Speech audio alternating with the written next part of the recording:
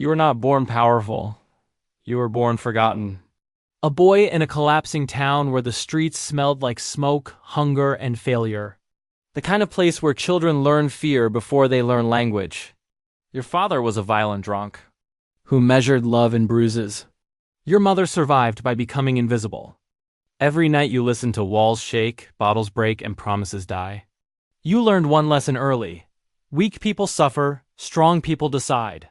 While other children dreamed of toys and laughter, you dreamed of silence. The kind of silence that only comes when everyone is too afraid to speak. At school, they mocked your clothes, your accent, your empty lunchbox. Teachers looked away because pity is cheaper than help. You sat in the back row watching everything. Watching how bullies ruled through fear. Watching how teachers obeyed louder voices. Watching how lies worked better than truth.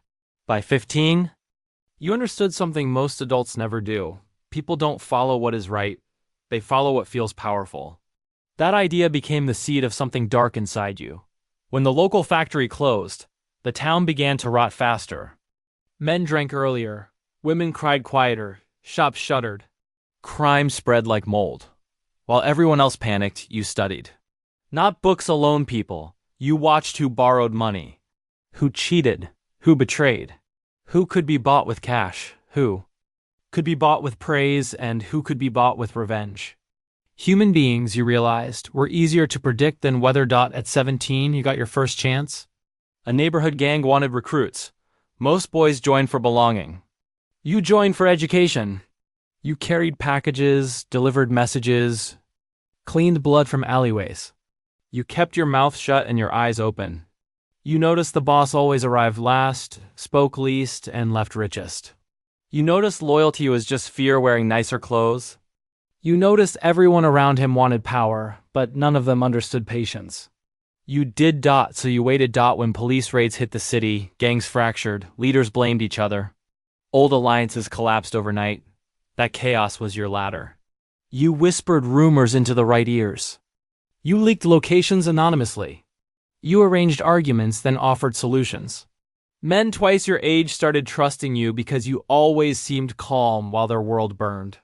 They never asked why it kept burning in the first place. By 22, the gang boss was dead. Shot in a parking lot by enemies who somehow knew exactly where he'd be. No one proved anything. No one needed to. In the confusion, you stepped forward not as the loudest, but as the most useful. You knew the accounts, you knew the routes. You knew everyone's secrets. That made you untouchable. The survivors called it luck. It was planning, but streets were too small for your ambition. You moved into politics the way poison moves through. Water slowly, invisibly, everywhere at once. You funded candidates no one respected, then made them winners. You financed protests, then paid others to suppress them. You bought judges through donations, police through promotions, journalists through access. You discovered a country can be controlled without firing a bullet if enough people depend on you for their next paycheck. Soon, businessmen asked permission before opening stores. Mayors called before making decisions. News channels repeated your talking points without saying your name. You were becoming the invisible architecture of fear. And the beauty of fear is that it multiplies itself. Once people believe you are dangerous, they begin hurting themselves just to avoid angering you. Still, invisible power wasn't enough. You wanted worship. So you created enemies. You blamed immigrants for unemployment, students for unrest, foreigners for inflation, intellectuals for moral decay. Every problem needed a villain because frightened people cling to anyone promising order. You gave speeches about strength, discipline, pride. Crowds roared because anger is easier than thinking.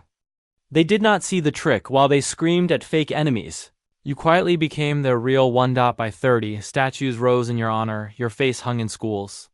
Children memorized your slogans, critics disappeared, some went to prison. Some fled, some simply stopped existing. The official explanation was always different, but the message was always clear. Obey or become a lesson, and yet power changed you in the oldest way possible. It made you paranoid. You trusted no one because you knew how men like you operate. You searched rooms for microphones. You replaced bodyguards monthly. You tested food on servants. You read betrayal in every glance. You built an empire so large that even you could no longer tell where danger ended and imagination began. The cruelest part? You had everything you once wanted: money, respect, silence. But it felt hollow. Fear can force people to kneel, but it cannot make them love you. So every cheer sounded fake. Every handshake felt rehearsed. Every smile looked purchased. You had conquered the world outside you, but the terrified child inside never surrendered. Then came the boy, a young recruit from the same broken town you escaped, thin, quiet, observant. He reminded you of yourself so much it was almost insulting. You promoted him quickly, thinking gratitude would chain him to you. You taught him strategy. You showed him weakness hides behind confidence. You told him trust is for victims. He listened carefully. Years later, during a celebration marking your 10th year in power, he stood beside you as fireworks lit the Capitol. Crowds chanted your name below. Cameras rolled. History was being staged. In your honor, he handed you a glass with a respectful smile. You raised it to victory. The poison was tasteless. As your vision blurred, you looked at him and understood the final joke of power. Every empire trains the person who will destroy it. He leaned close and whispered words you once believed yourself. Weak people suffer. Strong people decide. By morning, state media announced your sudden death from natural causes. The nation mourned publicly and celebrated privately. Your statues remained for a while, then came down piece by piece.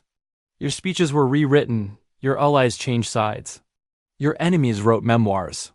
The empire fear survived exactly one night without you before belonging to someone else. And somewhere in a poor collapsing town, another forgotten child watched it all and learned the same lesson you once did.